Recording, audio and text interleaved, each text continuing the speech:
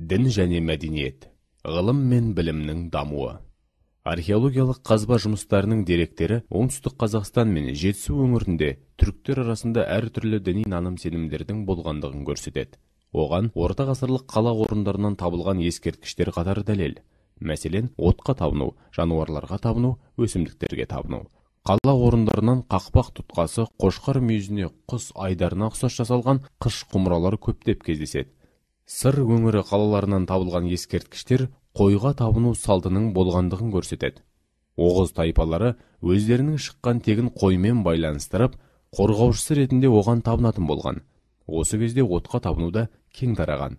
Үйлердің ошақтары ерекше безендірілген. Мұны ғалымдар отқа табынудың белгісі деп тұжырымдайды.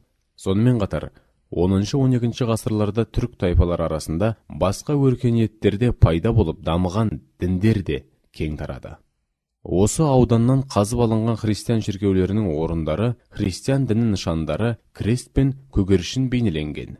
Петр мен Гавриил деп жазылған керамика саптаяқтарының табылуы да осының айғағы.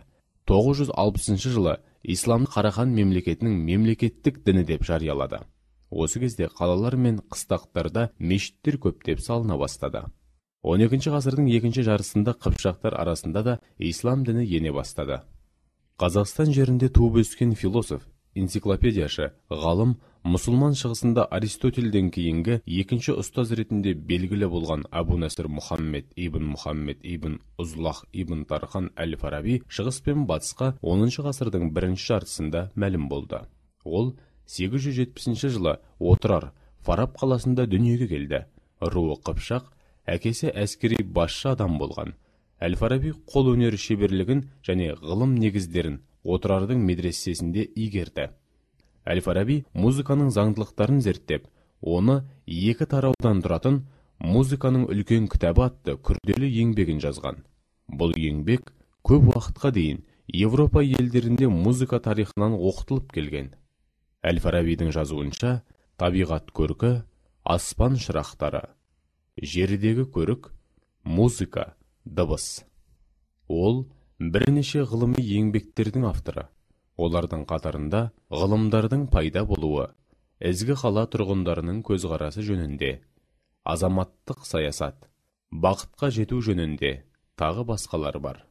Әл-Фараби 950 жылы Дамаск қаласында қайтыс болды. Жүсіп Хас Хажиб баласағұн 1021-1075 жылдар түрік отбасынан шыққан, жас кезінен бастап білім алып, әдебиетпен шұғылданған, парсы, тәжік әдебиетін көп оқыған. Жүсіп, құдатқу білік, құт негізі білім деген 85 тараудан, 6500-ден астам бәйттен тұратын пайыма жазған.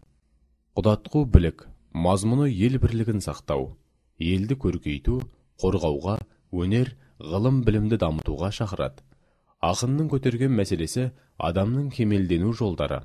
Автор осы жолда адамның жадында ұстауы тиіс деген негізгі төмендегідей шарттарды ұсынады. Мәселен, баласағұн үй адам баласының қадір қасиеті, білім мен ақылда деп есептеп, халқын білімге үндейді. Тілдің пайдасы мен зияны туралы. Даңқ пен дәулетке мастанба, ол бір орында тұрмайды. Намысшыл ер жаудың мысын басады. Намыссыз ер жер бауырлап қашады. Әбу Райхан әл-Бируни, Орта Азиялық энциклопедист ғалым. Әбу Райхан әл-Бируни 973 жылы қазан айының 4-інде Қият қаласының маңында өмірге келген. Негізгі еңбектері тарих, математика, астрономия, география, топография, физика, медицина, геология, минералогия тағы басқа ғылым салаларын қамтиды. Махмұд Қашқари 1030-1090 жылдар. Орта ғасырлардағы түрік тайпаларынан шыққан ірі ғалым, ауыз әдебиетінің мол мұраларын жинаушы. Махмұд Қашқари Қашқарда туса керек. Махмұд бастапқы білімін Қашқар қаласында алады. Түріктердің сөздерінің мағынасын, өлеңдерін, жұмбақтарын, ертегілерін, әдет-ғұрыптарын жазып алады. Байқауларын жинақтап, Дивани лұғат ат-түрк, түрік сөздігінің жинағы деген еңбек жазады. Бұл еңбекті ерте орта ғасырлардағы түріктердің өмірінің нағыз энциклопедиясы деп атауға болады. Қала халқының мәдени өмірінде ислам дінін уағыздаушы сопы ақындардың ішінде Ахмет Яссауидің 1103-1167 жылдар Ахмет Яссауидің шығармалары елеулі орын алады. 1103 жылы Исфиджабта туған Қожа Ахмет алғашқы білімді өз әкесі шейх Ибрагимнен алады.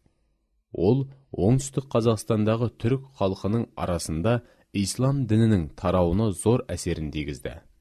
Оның өлеңдері көпшілік арасында кеңінен тарады. Қожа Ахметтің өлеңмен жазылған Дивани Хикмет, даналық жайындағы кітап деген еңбегі бар.